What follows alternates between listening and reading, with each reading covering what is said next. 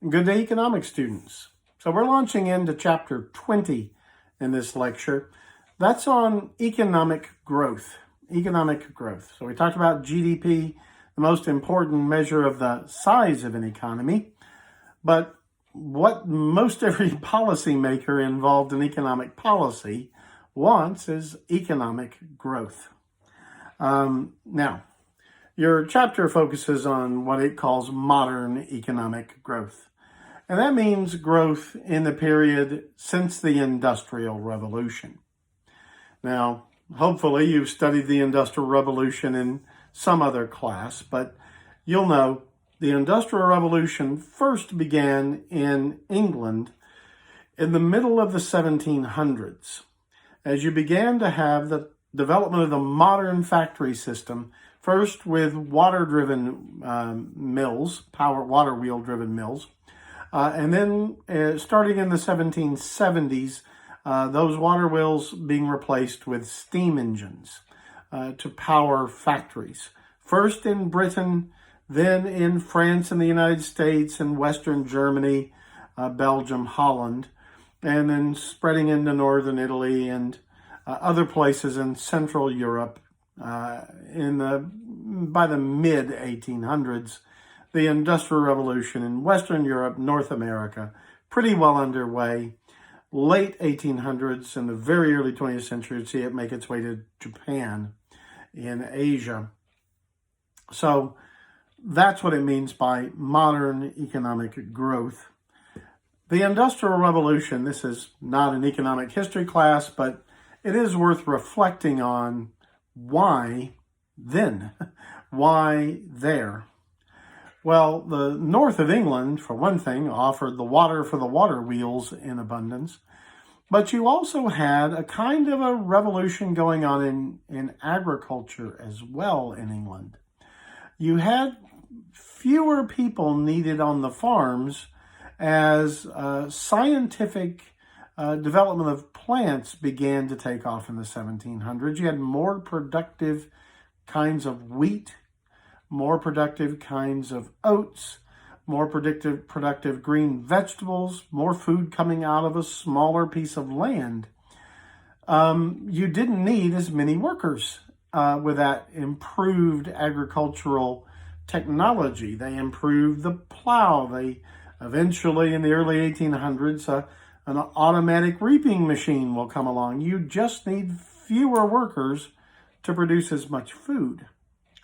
And after the 1800s got going and you really put the pedal to the metal with the Industrial Revolution, not only does that McCormick reaper come on the scene to harvest a lot, it also was the period when the Great Plains of the United States began to open up for agriculture. And even the Pampas of Argentina began to open up. So by the mid-1800s, ships are pouring grain into Britain from North America and South America. So you have less need for workers on the farm in Britain and more food coming in from outside Britain to feed workers doing something other than producing food. And that really is an important thing. The demographics could change. Fewer people living in the country, more people can pursue opportunities in the cities. Now, you've read Charles Dickens' books, you've seen movies based on them. You know the lot of industrial workers in British cities could be pretty grim. By our standards, I doubt any of us would want to be a factory worker in Manchester in 1845. I don't think any of us would want that. But if you were a farm worker in 1845, you probably no longer have a piece of land of your own. You can't afford to pay the rents anymore. And so you're now working for wages for a farmer who only needs you part of the year. And he's got plenty of other people clamoring for those jobs. So he can pay you relatively low wages as an employee of a farm, and he doesn't have to pay you all year long. So this is a very hard life. You're not making your money. You're trying to save it to survive until the next pay period. Not easy. Meanwhile, the factories will pay you every 2 weeks. You may not make a fortune, but it's steady money. You may not have, well, I don't imagine most agricultural workers had it very great in their little cottages. You might have to live in a multiple story tenement type apartment building in the city, but at least the money's coming in steady. And what we do know now, although, again, our food, our diets are massively better than they would have been for these agricultural workers in 1845 in England, but they were actually eating better than they did on the farm. Keep in mind, these are paid employees. They don't have their own little truck gardens anymore. They can't grow food for themselves. They're having to buy food. They're eating bread and cheese 3 times a day if they can afford it. So we now know, social historians have proven that while conditions were tough in the industrial cities for workers, they ate better. They were able to save a little money, more than their agricultural laborer colleagues would have been in the countryside. And they could make a future for themselves. Slow but steady progress was going on in British cities in these agricultural workers, and that duplicated itself everywhere. Now, the other part of the puzzle, not just demographics, invention, innovation. So these are key terms we need to talk about. You'll actually find these discussed on page 477. And there it points out what they call invention and innovation. Invention is the new idea. Some creative genius comes up with a new idea. That's invention. Innovation is the practical putting that idea into effect in the economy. So the inventor comes up with this brilliant idea. Somebody buys it from him and turns this into factory machines that make it happen. That's innovation. Well, in the 1750s, you had the spinning jenny invented. Within 20 years, every cotton and woolen mill in England is using spinning jennies. You have James Watt with his steam engine. Crucial developments, 1775-76. Within 20 years, the water wheels disappearing, being replaced by highly efficient steam engines, and they just get more and more efficient as time goes on. Bigger, more efficient, more powerful, run a bigger factory. This is the kind of things that invention and innovation do. And you had some crucial inventors in England in the late 1700s and early 1800s. Real game changers. You had technologies like the factory system. They had to be invented. People had to learn how to make these things work. You might take it for granted that you have shifts where you clock in and do an 8-hour shift, a 12-hour shift, and some kind of device is keeping track of how long you're there, and then they write you a paycheck. But that had to that had to be invented in the late 1700s. It had never been done before that way.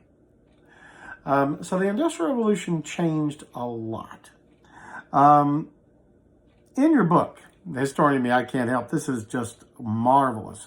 On page 475 in the second edition, you'll see there what economic historians have tried to reconstruct in modern dollars the per capita income of different regions of the world were. Look at Byzantium between the year 1 AD, when Augustus was emperor of the Roman Empire, through 1150. And you'll see there that the income of $700 per person in 1 AD had fallen to about $600 per person in 1000 and about 580. So that's a decline in per capita income in the Byzantine Empire, but not a lot. Egypt, you'll see similar numbers from the height of the Roman Empire, going up a bit by 730 under the early Muslim Empire, but then dropping back in the Middle Ages to, the 600s. Again, very close to the same dollars earned by Egyptian peasants. What does that tell you about those two things? If you are a subsistence farmer, or a farmer who used the technology the world had for farming until about 1700, your lot was probably the same as your great-great-great-great-great-great-great-great-great-great-great-granddaddy's, because you're using essentially exactly the same technology he was. But look at England. In 180, $600 per person. In 1300, $892. That's almost a third more. What happened? 3 crop rotation, moving crops around fields to restore their nutrients. The horse collar let you plow a field with a horse for the first time. You don't have to keep up a big old ox. Horse is more efficient. Couldn't use that until they developed a horse collar around 1000 AD. Plows, iron plows with mold boards could dig deeper into the northern soil. So you can see a third increase nearly in income for the farmers of England between the time of the Roman world and 1300 AD. And it jumps up a little more on the edge of the Black Death. Again, technologies, but also by now, the growth of cities and trade. Look particularly at northern Italy. Northern Italy coming close to doubling the per capita income in northern Italy. Why? International trade. Cities like Florence and Milan would give birth to bigger cities thriving on international trade. The woolen trade, cloth. Banking will be born in northern Italy in exactly this time. Richest place on earth in 1300 was northern Italy. So, look at Japan, almost no economic growth over 1,000 years. Very poor peasants. And that will keep up until the Meiji Restoration of the 1860s brings in Western industrial technology and changes Japan into an industrial giant in 40 years. So these are very interesting stats. All right. Another factor that was a real game changer, talked about on the bottom of 476, the rule of law. Wherever you are in the world, if you want to have a growing economy, you need the rule of law. Why? The rule of law says government officials can't arbitrarily do things to you. They can't arbitrarily take over your business. They can't arbitrarily double your taxes. And the rule of law also means your contracts will be enforced as written in almost all cases. So I can make a business deal with somebody, put it in writing, and if something goes wrong, I can go to a court and get damages for breach of contract. So I can have certainty about how the government's going to treat me. I can have certainty in my contractual relations with others. The rule of law had come into place by the 1600s in England. It comes in only really like gangbusters with the French Revolution and when it settled down in the very early 1800s, the Napoleonic era. So you can see that's why the French Industrial Revolution started under Napoleon, really. The rule of law, certainty of contract, courts that will enforce contracts, no wild arbitrary actions by government. You want a third world country to develop? Get rule of law. Stable governments that follow their own rules and have courts where you can go to court and actually get a judgment that will be enforced. That's the rule of law. That is absolutely a sine qua non. You cannot have real economic growth without the rule of law. It's not just me talking as a lawyer. You got to have it. All right. Contractual rights is talked about on the same page. If you have contracts, they will be enforced. You can't have long-term business relationships on just a handshake, hoping for honor on the part of the other guy. You have contractual rights that will be enforced by courts of law. All right. Finish out this section. On page 477, a couple of crucial ideas that they introduce there. Labor productivity. Labor productivity is the value that each employed person creates per unit of his or her input. In other words, we're looking at you, the worker. How much are you contributing to the prospering of the enterprise you work for? And you can compare productivity over time per worker, or you can compare across an economy with workers. And so that's an important aspect of what's going on there. Technological change we've talked about. There's your invention and innovation I talked about. Moving on though, the next page, 478. There you see the components of the production function. So let's just talk about those and we'll wrap up. Workforce.